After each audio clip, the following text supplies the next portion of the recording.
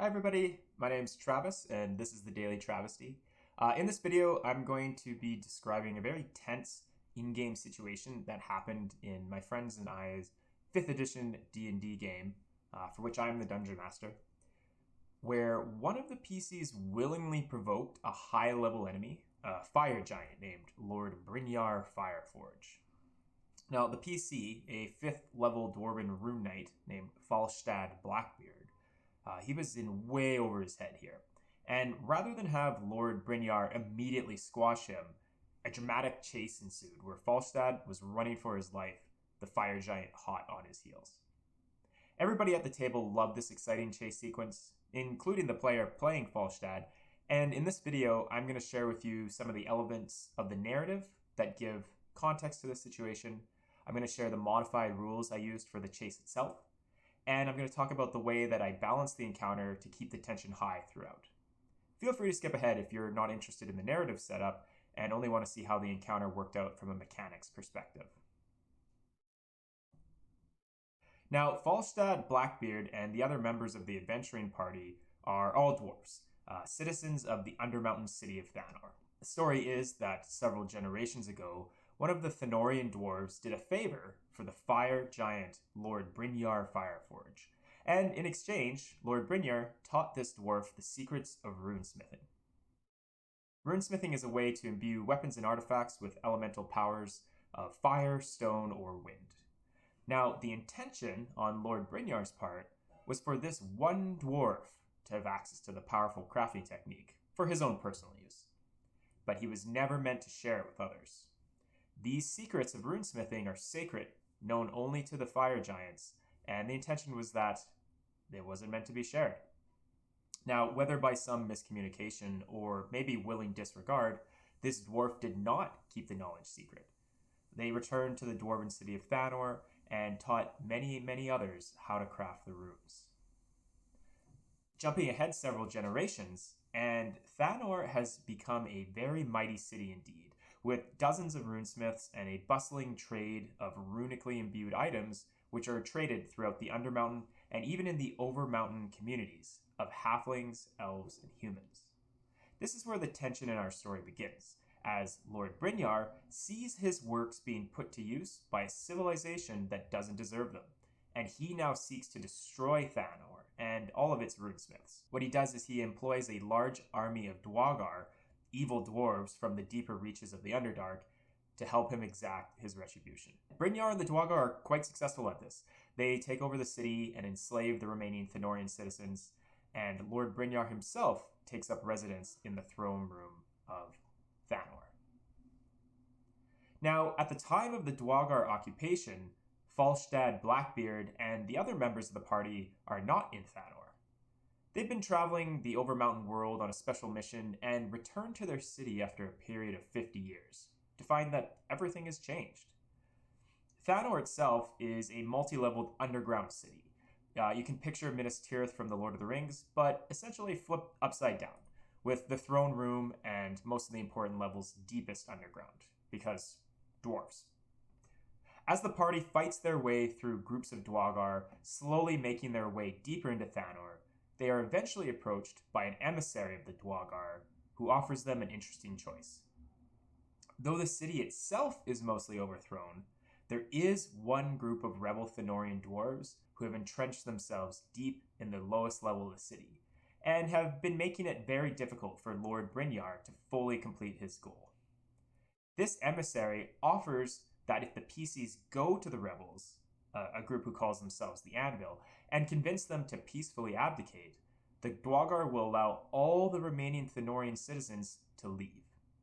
This means liberating 1,000 or more dwarves from slavery and allowing the Thanorian people to endure, although the city itself will remain in the possession of the Dwagar and Lord Brynjar. The PCs decide to follow this path, or at least pretend to follow it, in an attempt to meet up with the Anvil. But along the way, they actually meet face to face with Lord Brynjar, and this is where the problems begin. It turns out that not only is Falstad Blackbeard one of these runesmithing dwarves, but he is in possession of a very powerful runically imbued hammer, which, when thrown at an enemy, calls upon the power of a wind rune to return to the owner's hand. The party is unable to conceal the hammer's existence from Lord Brynjar, and he demands to have it returned to him. Now, Falstad refuses, and Lord Brynjar immolates him with a rune of his own, a fire rune etched across Lord Brynjar's black metal shield. When Falstad is lying unconscious and dying on the ground, Lord Brynjar takes the hammer, which he considers to be his rightful property, and begins to walk away. The cleric in the party heals Falstad, who immediately reaches out and summons the hammer back to his hand, challenging Lord Brynjar to come and take it again. The fire giant is fuming with anger and declares a challenge to Falstad. "Tonight I will feed your bones to my dogs." Brynjar goes into a sprint, and with the fire giant pounding towards him, Falstad turns and runs, and our chase begins. Now, at this point in the session, I asked the players, particularly the one playing Falstad, if they well understood the situation. They had willingly provoked an enemy who was much stronger than them, and the rest of the party would not likely be able to help them for fear of breaking the agreement they had made to free the Thanorian slaves from the Dwarven. By all accounts of the narrative, Falstad would be killed by Brynjar. That was the most logical outcome. The player playing Falstad agreed that this was probably what would happen, and that they had made their decisions knowing this. Now, rather than rolling initiative and having Falstad almost assuredly die in the first round of combat, we ended the session there. This was the perfect opportunity to introduce a chase sequence into the game, with Falstad frantically running for his life through the broken streets of Thanor, Lord Brynjar hot on his heels, and the looming threat of death right on the doorstep. I asked the player if they thought that there were any other possible outcomes for Falstad. What made sense in the narrative? Certainly death makes sense, but were there any other outcomes that would feel justified? The player told me that maybe Falstad could hide, or maybe they could contact the rebel Thanorians, the Anvil, and seek help from them. Or at least give them the runic hammer, so that someone at least would still have access to this powerful weapon. It was important to me to ask what other outcomes would make sense, to give the players hope that Falstad might survive, but to also not make the narrative feel cheap by having an overly cheesy or contrived salvation for the PC. The session ended, and I spent the next week thinking about how to make a great chase sequence. Suffice to say that the chase rules in the Dungeon Master's Guide are a bit lackluster. They basically boil down to having each side rolling Constitution saving throws until someone gets too tired to run. And sometimes there are added complications to the chase, something is blocking the way, or other enemies or NPCs show up.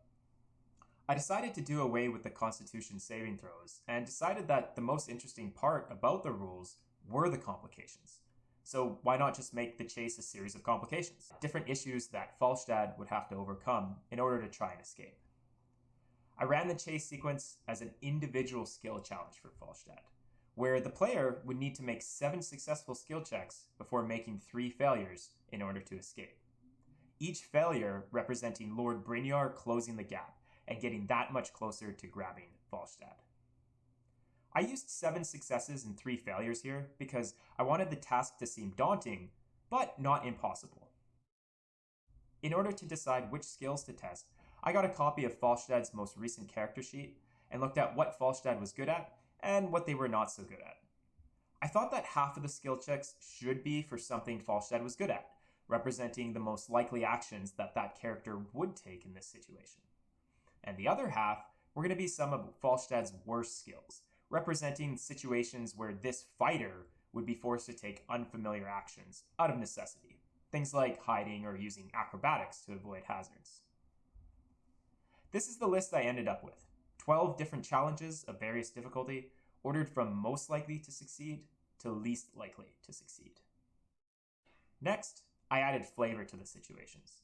I wanted the entire chase sequence to also contribute to world building, so I used each challenge as a chance to grow the setting, showing what the city looked like, and showing what groups of enemies or allies the party might encounter, essentially foreshadowing what the PCs might see in later sessions. Players love rolling dice, and as a DM, I also wanted to be surprised with which events came up. So, in order to increase tension, I decided to make the order that the skill checks came up random. With a maximum of 10 skill checks coming up, 7 successes, 3 failures, and likely much fewer than that, not everything from this list would get used. Every round of the chase, the player would roll a d12 to see which task Falstad would need to deal with. I would describe the situation and the type of check required, and then the player would be able to add whatever flavor they wanted to the situation, or perhaps use additional abilities, which could benefit them. After that, they would make the skill check, and we would see what happened. At that point, I would have the rest of the players at the table keep track of the totals. One, to give them something to do, but also to keep them invested in the results, even more than they already would be. The only guaranteed skill check was the first one. I was going to have Falstad and Lord Brynjar roll for initiative, and after that, we would roll on the d12 table. With Falstad's best skills near the top, the higher the player rolled, the better, also adding tension to the d12 rolls. I crossed off the checks as we went, and if a number was ever rolled a second time, we would move down the table, representing the situation getting even more dire for Falstad as the chase progressed. Every decision I made for the chase sequence was meant to build tension, and build excitement for everyone at the table. The last rule I implemented was a redemption rule, where if Falstad would fail their third check, Lord Brynjar would attempt to grapple them, which would mean offsetting athletics checks. Falstad has a pretty good athletics with +7, but Brynjar's was better at +11. If Falstad beat Brynjar, then it would actually turn that most recent failure into a success, and we would keep rolling. This would be one more chance to build tension and see if Falstad could stave off defeat for even just a little bit more and continue fleeing. The last thing I needed to do was set a DC for the skill checks. I wanted the checks to be possible to make. The inherent difficulty was built into the 7 successes versus 3 failures, not a very high DC. Having a manageable DC actually made the chase more interesting, because when a failure came up, it was a very big deal, very noticeable. My initial thought was that a DC of 12 seemed appropriate. Now, despite everyone at the table agreeing that Falstad should probably not survive the situation, I still wanted to give him a fair chance. Either outcome, death or escape, would be a great story and make for a very exciting memory. Because of this, I wanted the odds of Falstad's survival to be as close to 50% as I could possibly make them. Now, having multiple dice rolls per skill check and the random nature of the D12 table made the math quite difficult. So I built an Excel spreadsheet to simulate the chase and ran several sets of trials to see which DC gave the most balanced odds. I was really glad that I ran the numbers because it turned out that a DC of 12 gave Falstad approximately a 33% chance of surviving, and that was a bit too low for me, so I adjusted the DC to 10, and this increased his chances of surviving to just over 50%, which seems fair and more fun. The value is also justified because a DC of 10 represents a challenge of medium difficulty. Each skill check itself is not particularly hard, but again, what makes this task difficult is having to get 7 successes before 3 failures. For the same reason, Falstad was not going to suffer any damage during the chase. Even when the situation would normally result in damage, this little mini-game of the chase sequence was going to be exciting enough, and we wanted Falstad to make it all the way to the end, one way or another, not get brought down early by some damage rolls. At this point, all that was left was to run the encounter, and it ended up being everything I had hoped for. At the beginning of the chase session, I took the time to explain all of the rules to the players. I didn't think there was any value in keeping the specifics from them. My players, and in particular the one who plays Falstad, are always a little bit skeptical when things work out for them. They tend to think that I'm going easy on them or copping out to keep them alive. So by describing the rules right from the beginning, I was eliminating the chance for the ending to be sullied by speculation. If Falstad survived, it would be because that was what should have happened, not because the DM felt bad about potentially killing a PC. Describing all the rules ahead of time also allowed the whole table to get involved in the chase. Even though the events would largely be focused on one player, everyone at the table was invested because they knew what the success and failure conditions were, and they could celebrate or lament each skill check together. The chase begins with an initiative roll, and Lord Brynjar gets the jump on Falstad. Right out of the gates, that's one failure down. The player rolls an 8, and Falstad comes up to a joining of streets, unsure of which way to go. Which way leads to safety, and which will lead to a dead end? Looking at the layout of the streets and the signs of foot traffic, Falstad picks a direction and is rewarded by a connecting road. The player rolls a 5, and Falstad runs right into a Dwarven checkpoint, a psionic turret charging up to blast the Thanorian. Lord Brynjar calls out to the Dwarven in Undercommon. "Stand down, and leave this one to me." The guards stand down, but the turret is unable to stop, and a psionic blast rips out towards Falstad, who gets buffeted by the blast. His vision goes blurry as his mind is racked with pain. He slows, and the thundering steps of Lord Brynjar get closer. Recovering from this setback, the player rolls a 12, and Falstad turns a corner to run into 2 Dwarven slavers, who are directing a group of captured Thanorians in the repair of a collapsed wall. Falstad lashes out with his runic hammer and knocks the 2 guards away as he charges through the gap. The player rolls a 4, and Lord Brynjar yells out behind him, "Run, you little rodent! I can squish you from here!"